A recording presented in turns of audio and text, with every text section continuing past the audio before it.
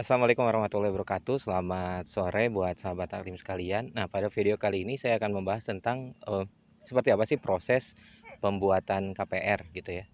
Proses untuk pengajuan KPR. Jadi kalau misalnya kita bayar DP, kita udah minat nih mau beli rumah di mana gitu ya. Udah kita nunjuk developer, terus kita mau bayar DP gitu. Kita mau DP-in, kita mau beli secara kredit gitu melalui KPR. Nah, caranya itu cukup simpel ya, sahabat taklim sekalian. Saya rasa nggak tahu ini opini saya aja. Jadi kalau misalnya bayar-bayar mah gampang lah gitu. Karena kan kita yang ngeluarin gitu ya. Nah, eee, jadi saya udah minat di satu rumah gitu ya, terus saya datang ke developernya, kita biasanya bayar DP dulu tuh atau booking fee dulu. Seingat saya dulu 500.000 gitu ya booking fee. Nah, booking fee ini kayak, adminnya gitulah buat sales. Ini asumsi saya juga sih. Kayaknya kadang booking fee ini kayaknya ini tuh kayak semacam reward lah gitu ya. Buat sales. Silakan buat para sales diklarifikasi kalau emang salah. Eh Kadang-kadang beli motor, beli mobil dia kan kayak gitu. Kalau ternyata ya nggak masuk ini nggak masuk kantong sales ya nggak apa-apa. Silakan diklarifikasi aja ya. Mungkin bisa jadi referensi nih buat penonton yang lain. Nah, nanti setelah kita bayar booking fee terus kita bayar DP biasanya kan 10% gitu ya. Kalau dulu mungkin sekarang 0% udah banyak ya. Eee, Kalau dulu masih DP itu sekitar 5% kalau nggak salah. Jadi sekitar 3.500.000 itu pun bisa dicicil secara bertahap dan kebetulan saya rumahnya nggak inden, udah ready stock. Jadi dari mulai bayar DP pun saya udah ngisi rumahnya.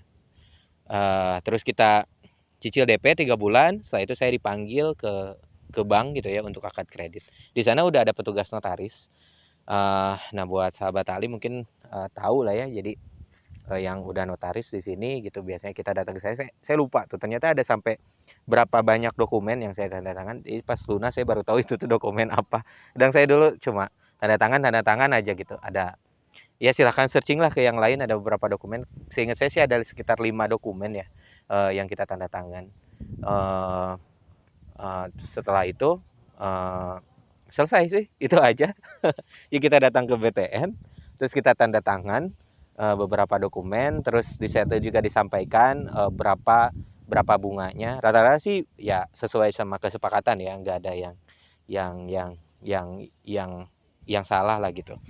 Cuma ya ada selisih sih sedikit kayak misalnya dulu kirain masuk DP-nya berapa, ternyata aktualnya tuh berapa sih? Ingat saya dulu eh, misalnya saya itu masuk DP itu tadinya cuma 3.500.000, ternyata di sana saya diminta lagi buat DP-nya sampai saya minjem minjem ke developer dulu karena seingat saya karena saya kayak di markup gitu ya, kayak harga rumah tuh 165 juta, tapi ternyata diajukan ke bank itu 168 juta sehingga saya yang 3 jutanya ini harus tetap dibayar di DP gitu. Akhirnya saya dipinjemin dulu sama developer yang 3 juta itu untuk kemudian saya cicil selama 2-3 bulan gitu.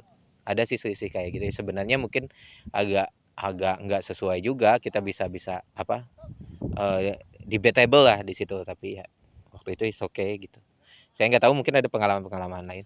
Cuma yang kedua ya mungkin sharing soal KPR BTN kayak gini ya KPR gini ya harus agak hati-hati itu kadang ada yang ini loh yang cicilan cicilan bertahap tanpa bunga gitu itu kadang ada yang bermasalah. Saya bukan yang nggak ngepromosiin yang tanpa bunga gitu ya yang akan ini pernah ada beberapa perumahan di sini yang kadang ada satu perumahan sih bukan beberapa yang akhirnya sertifikatnya juga nggak ada gitu terus yang nggak ada sampai sekarang. Dia udah masuk uang bertahap selama 1 tahun akhirnya sertifikatnya mana gitu. Saran saya kalau misalnya hal-hal yang perjanjian seperti itu zero trust lah kalau ibaratnya kita belajar cyber security kan zero trust prinsip gitu. Jadi jangan mudah percaya gitu. Nggak ada nggak ada orang yang bisa dipercaya. Kita anggapnya gitu aja gitu. Jadi kalau misalnya kita mau membuat suatu akad, kalau waktu itu kan saya udah lihat gitu ya kopi sertifikatnya mana gitu. Kopi MB-nya mana, kopi kita AJB di saat itu kita bikin AJB juga. Jadi ya ada buktinya. Kebetulan kasusnya sebenarnya waktu itu saya nggak sadar juga sih seandainya hari itu nggak ada pun ya ada berpotensi karena kadang kita awam gitu ya sama hal kayak gini. di mata kita yang awam itu ya, ini untuk yang para orang hukum atau kita tuh kadang awam nggak ngerti gitu hal kayak gitu, sehingga kita percaya aja, kita suka, itu kesalahan saya yang seorang awam, udah awam kita nggak zero trust tapi 100% trust gitu sama orang. Jadi percaya aja gitu. Ada surat-suratnya, percaya dia bakal komitmen sesuai dengan apa yang dijanjikan, padahal kita terus bekerja dengan zero trust. Buktinya mana, kalau memang ada dokumennya, WTO-nya gimana gitu sih. Ya, itu aja sih yang ingin saya sampaikan di sini tentang pengalaman dulu awal KPRG yang mungkin bermanfaat buat teman-teman yang sekarang baru mau mau beli rumah gitu. Karena setiap tahun kayaknya rumah selalu ada ya, developer tuh sampai dari tahap 1, 2, 3, 4, 5, banyak perumahan-perumahan baru lah di setiap kota, klaster-klaster juga. Dan mudah-mudahan saran ini bermanfaat sih. Terima kasih sudah menonton video ini, sampai jumpa lagi video selanjutnya. Assalamualaikum warahmatullahi wabarakatuh.